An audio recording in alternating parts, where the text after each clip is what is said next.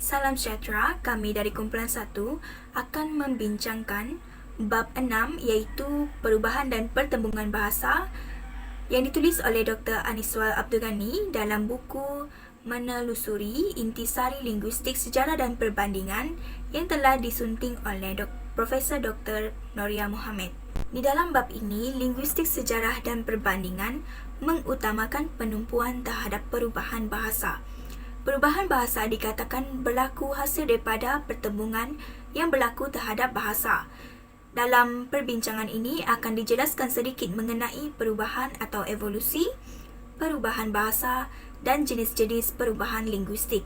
Perubahan dan evolusi dibincangkan bagi menunjukkan penggunaan istilah-istilah yang digunakan oleh para sarjana bahasa bagi menjelaskan konsep perubahan bahasa akibat pertembungan bahasa.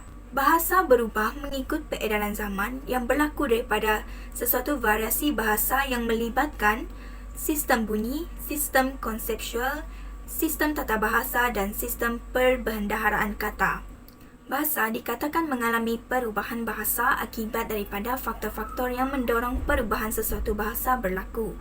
Cohen pada tahun 1970 menyatakan bahawa istilah bagi menggambarkan perubahan bahasa yang berlaku adalah evolusi bahasa dan bahasa dikatakan sering mengalami evolusi secara berterusan seperti manusia ataupun sesuatu tamadun. Namun begitu, Stills pada tahun 2017 tidak bersependapat dengan Cohen. Hal ini dikatakan demikian kerana Stills pada tahun 2017 lebih menyokong pendapat yang diberikan oleh Berwick dan Chomsky pada tahun 2016 menyatakan bahawa bahasa yang bertukar lebih sesuai diistilahkan sebagai perubahan bahasa berbanding evolusi bahasa. Namun dapat disimpulkan bahawa istilah perubahan dan evolusi bahasa membawa makna yang hampir sama.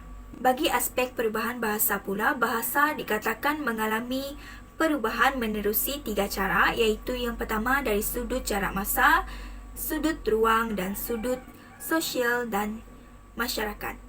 Jarak masa telah menyebabkan sesuatu bentuk atau makna perkataan berubah daripada bentuk yang asal. Contohnya, baginda diam di tempat ayahandanya itu. Perkataan kediaman menunjukkan tempat tinggal yang digunakan pada masa dahulu tetapi jarang digunakan pada masa kini kerana kita lebih menggunakan perkataan tinggal untuk menyatakan tempat tinggal. Kita jarang sekali menggunakan diam di sesuatu kawasan. Hal ini menunjukkan bahawa sesetengah perkataan mengalami perbezaan akibat daripada pertembungan bahasa dan perubahan yang berlaku mengikut peredaran masa. Oleh itu, perubahan bahasa dikaji untuk melihat bentuk awal sesuatu kata dan perubahan fonem dari sesuatu bahasa kepada bahasa yang lain. Bismillahirrahmanirrahim. Assalamualaikum warahmatullahi wabarakatuh. Saya Muhammad Amir bin Muhammad Rasmi. Jadi pada hari ini saya akan menceritakan secara ringkas berkenaan dengan jenis perubahan linguistik, iaitu bagi jenis perubahan bunyi dan juga perubahan morfologi. Jadi bila kita menyebut perkataan perubahan, maka kita kena ketahui bahawa perubahan bermaksud beralih atau bertukar. Jadi beralih kepada perubahan bunyi pula, kita dapat pecahkan kepada beberapa jenisnya. Yang pertama adalah asimilasi, yang kedua disimilasi, yang ketiga expentesis, yang keempat adalah penghilangan bunyi, yang kelima pelemahan, dan yang terakhir sekali adalah metathesis. Seterusnya melihat kepada perubahan morfologi. Jadi secara ringkasnya, perubahan morfologi merujuk pada perubahan dalam struktur asas perkataan. Perubahan morfologi berkait rapat dengan perubahan fonologi, perubahan semantik dan juga sintaksis. Oleh itu, perubahan morfologi mempengaruhi struktur dan nilai perkataan serta perlu dilihat dari sudut ini, iaitu sudut yang ketiga-tiga tadi yang saya sebutkan. Dan dalam pembentukan kata bahasa Melayu, terdapat 4 cara perkataan dibentuk, iaitu dari segi pengimbuhan, pemajmukan, pengendaan dan juga pengakroniman. Jadi itu sahaja daripada saya. Sekian, terima kasih. Perubahan sintaksis merupakan salah satu perubahan yang berlaku dalam unsur linguistik sesuatu bahasa dan ia merujuk kepada perubahan dalam struktur ayat yang berkait rapat dengan perubahan fonologi, morfologi dan semantik. Dalam konteks linguistik sejarah dan perbandingan, perubahan sintaksis telah menunjukkan bahawa bentuk atau binaan struktur ayat yang digunakan sekarang tidak sama dengan bentuk yang wujud sebelum ini. Secara lazimnya, susunan ayat kebanyakan bahasa kini lebih cenderung kepada SKO atau SVO, iaitu subjek kata kerja objek atau subjek verb objek dalam bahasa Inggeris.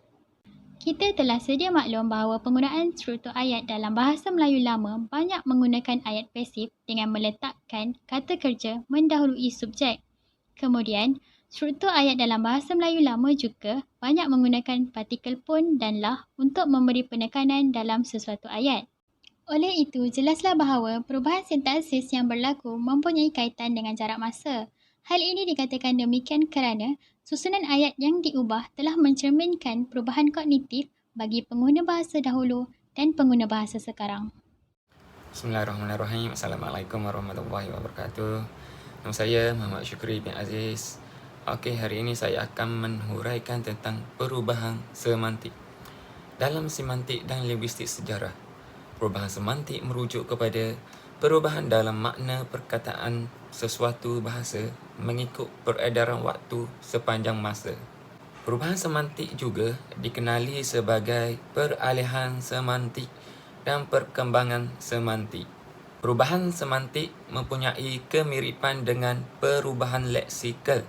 Namun, apa yang perlu diketahui, perubahan semantik tidak melibatkan perubahan dari aspek morfologi dan sintaksis, seperti perubahan bahasa yang berlaku dalam perubahan leksikal. Sebagai contoh, dalam bahasa Inggeris iaitu perkataan gay. Pada era 1970-an, perkataan gay merujuk kepada makna ceria dan cerah. Namun, sekarang ia lebih lazim kepada makna homoseksual ataupun hubungan sejenis antara lelaki dengan lelaki. Dalam bahasa Melayu, perubahan dari aspek semantik juga dapat dikesan, contohnya melalui perkataan payung. Semasa 30 tahun dahulu, payung merujuk alat yang digunakan untuk berlindung daripada cuaca seperti hujan dan panas yang terik. Walau bagaimanapun, kita dapat lihat perkataan payung mengalami perubahan makna pada generasi remaja zaman sekarang, iaitu yang membawa maksud belanja. Sebagai contoh ayat, kamu jangan risau, hari ini aku akan payung kamu. Ayat ini jika ditafsirkan, ia membawa makna kepada kamu jangan risau, hari ini aku akan belanja kamu. Baiklah, seterusnya ialah perubahan leksikal. Perubahan leksikal merujuk kepada hilangnya leksikal atau perkataan daripada kosakata sesuatu bahasa tersebut.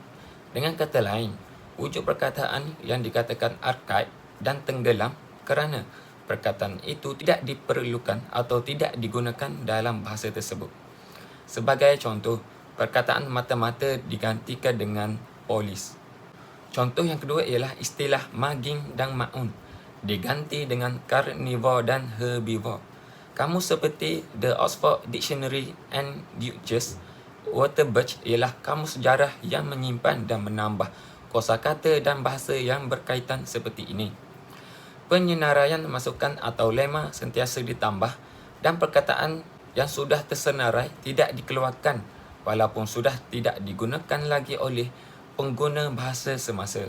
Satu ciri dalam kamus sejarah ialah maklumat etimologi serta perubahan bentuk dan tata bahasa. Kamus sejarah berbeza dengan The Oxford Advanced English Dictionary yang menyenaraikan perkataan masa kini iaitu lazim dalam penggunaan bahasa Inggeris dan sentiasa ditambah dengan perkataan baharu dalam bahasa Inggeris. Oleh hal yang demikian, matlamat linguistik sejarah bahasa terpelihara dalam kamus sejarah dan perubahan leksikal yang dirakamkan di dalamnya. Secara kesimpulannya, perubahan ialah hasil daripada pertembungan bahasa yang berlaku disebabkan oleh penjajahan, pengaruh agama dan urusan masyarakat. Oleh itu, sebab dan kesan kepada perubahan bahasa merupakan aspek yang difokuskan untuk menghuraikan sejarah sesebuah bahasa dan meningkatkan kefahaman manusia tentang sistem bahasa secara sinkronik. Sekian, terima kasih.